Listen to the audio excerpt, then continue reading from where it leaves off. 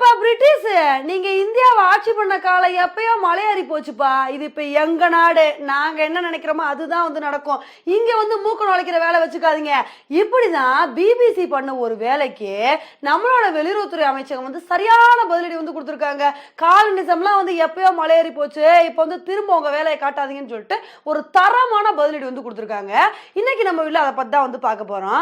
நம்ம எல்லாத்துக்குமே வந்து தெரியும், பிபிசி நியூஸை வந்து படிச்சோம்னா இந்தியாவுக்கு நெகட்டிவான நியூஸாக தாங்க வந்து இருக்கும். அது கொரோனா காலகட்டத்திலலாம் வந்து இந்தியாவை எவ்வளோ தூரம் நெகட்டிவாக வந்து நியூஸ் எழுத முடியுமோ அந்த அளவுக்கு வந்து எழுதுனாங்க. ஒரு தடவை கூட வந்து இந்தியாவுக்கு பாசிட்டிவான நியூஸே வந்து பிபிசியில் வந்து வராது. குறிப்பாக பிரதமர் மோடி வந்து நின்னா குத்தம் நடந்தா குத்தம்னு சொல்லிட்டு நியூஸை போட்டு தாக்கிட்டு இருப்பாங்க. அப்பேற்பட்ட பிபிசி நியூஸ் வந்து என்ன பண்ணிட்டாங்கன்னா, யூடியூப்ல ஒரு டாக்குமெண்ட்ரியே வந்து வெளியிட ஆரம்பிச்சிட்டாங்க.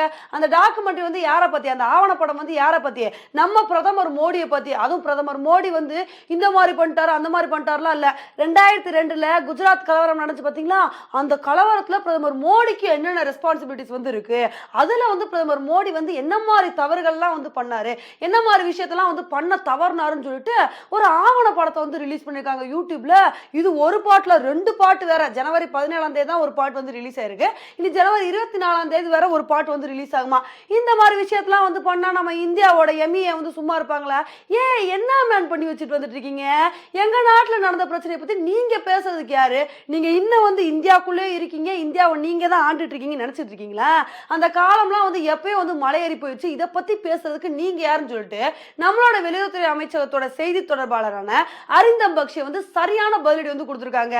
நீங்க இந்த மாதிரி ரிப்போர்ட்டை வந்து வெளியிடும் போதே வந்து தெரியுது, இந்த மாதிரி டாக்குமெண்ட்ரி வெளியிடும் போதே வந்து தெரியுது, நீங்க இன்னும் வந்து காலனிசம் மைண்ட் செட்ல தான் வந்து இருக்கீங்க. இன்னுமே வந்து நாங்க தான் பெரிய ஆளு, நாங்க தான் ஆட்சி பண்ணுவோம் அப்படின்ற மைண்ட் செட்ல வந்து இருக்கீங்க அப்படின்னு சொல்லிட்டு இதுல இருந்தே வந்து கிளீனா வந்து தெரியுது. இப்ப வந்து இந்தியா தனி நாடு.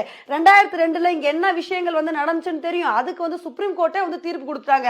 பிரதமர் மோடிக்கும் இதுக்கும் எந்த விதமான சம்பந்தமும் இல்ல, அவர் மேல எந்த தப்பும் இல்ல, தப்பு இருக்குதா எந்த விதமான ஆதாரங்கள் இல்லைன்னு சொல்லிட்டு அப்பயே வந்து ரிசல்ட் எல்லாம் வந்து வந்துருச்சு. அப்ப இருக்கும்போது நீங்க என்னமோ இங்க வந்து பார்த்த மாதிரி வந்து என்ன நீங்க வந்து டாக்குமெண்ட்ரி வந்து வெளியிட்டு இருக்கீங்க? நீங்க விட்டது வந்து ஆவணப்படம் இல்ல, இது பிரதமர் மோடிக்கு எதிரான ஒரு பிரச்சாரம், ஒரு பீஸ் ஆஃப் ப்ரொபகண்டாவா தான் நான் இதை பாக்குறேன்னு சொல்லிட்டு அரிந்தம் பக்ஷி வந்து மனுஷன் நொறுக்கி தள்ளி விட்டாருங்க. இந்த ஒரு விஷயத்துக்கு ஒரு சில பேர் என்ன கேள்வி கேட்கறாங்கன்னா, உங்களுக்கு குஜராத்ல என்ன நடந்துச்சு, அதுக்கு பிரதமர் மோடி என்ன ரெஸ்பான்சிபிலிட்டின்னு சொல்லிட்டு டாக்குமெண்ட்ரி ரிலீஸ் பண்ற அளவுக்கு தைரியம் இருக்குல்ல, அப்ப சர்ச்சில பத்தி ஒரு டாக்குமெண்ட்ரி ரிலீஸ் பண்ணுங்க. அவரை மட்டும் தூக்கி வச்சு கொண்டாடுறீங்க. 1943ல என்ன நடந்துச்சு, பெங்கால்ல என்ன மாதிரி விஷயங்கள் வந்து நடந்துச்சு அப்படின்னு சொல்லிட்டு அதை ஒரு ஆவணப்படமா ரிலீஸ் பண்ணுங்க, ரொம்ப நல்லா இருக்குமே, நிறைய பேர் வந்து தெரிஞ்சுக்குவாங்களே அப்படின்ற மாதிரி இந்த ஒரு விஷயத்தையும் வந்து கேள்வி கேட்கறாங்க. ஆனா இந்த விஷயத்துக்கு வந்து ரிஷி சுனக் வந்து ரொம்ப தெளிவா வந்திருக்காருங்க. இதோ பாருங்க, இந்த குஜராத் விவகாரத்துல இதுக்கு முன்னாடி நாங்க என்ன ஸ்டாண்ட்ல வந்து இருந்தோமோ அதே மாதிரி நிலைப்பாடுல தான் வந்து இப்ப இருக்க போறோம். தேவையில்லாம அந்த ஒரு ஸ்டாண்டை வந்து நாங்க மாத்த மாட்டோம். ஏன்னா அவதூறா வந்து ஒரு தலைவர் மேல வந்து தப்பா வந்து எந்த விதமான குறையும் சொல்லக்கூடாது அப்படின்னு சொல்லிட்டு ரிஷி சுனக் வந்து இந்த ஒரு விஷயத்துக்கு ஆதரவா வந்து பார்லிமெண்ட்ல கேட்ட கேள்விக்கு சரியான பதிலடி வந்து கொடுத்து அவங்களோட வாயை வந்து அடைச்சிருக்காங்க. இந்த மாதிரி ஒரு கேள்வி கேட்டது யாரு? பாகிஸ்தான் வம்சாவளியை சேர்ந்த ஒரு எம்பி. அவர் தான் இந்த மாதிரி கேள்வி வந்து கேட்டிருக்காரு பார்லிமெண்ட்ல போய். பிபிசி இந்த மாதிரிலாம் வந்து டாக்குமெண்ட்ரி வந்து ரிலீஸ் பண்ணிருக்காங்க, இதை பத்தி நீங்க என்ன நினைக்கிறீங்கன்னு சொல்லிட்டு கேட்டிருக்காரு. அதுக்கு தான் வந்து ரிஷி சுனக் வந்து அப்பே இந்த விஷயத்தை வந்து ஆஃப் பண்ணிட்டாரு. இதை பாருங்கப்பா, இந்த விஷயத்துல என்ன நடக்கணும், என்ன நாங்க வந்து ஸ்டாண்ட்ல இருக்கணும்னு சொல்லிட்டு எங்களுக்கு தெரியும், தேவையில்லாம வந்து வேற வேற மாதிரி வந்து இது பண்ணாதீங்கன்னு சொல்லிட்டு ரிஷி சுனக் அப்பே வந்து இந்த ஒரு பிரச்சனைக்கு வந்து முற்றுப்புள்ளி வந்து வச்சிருக்காங்க.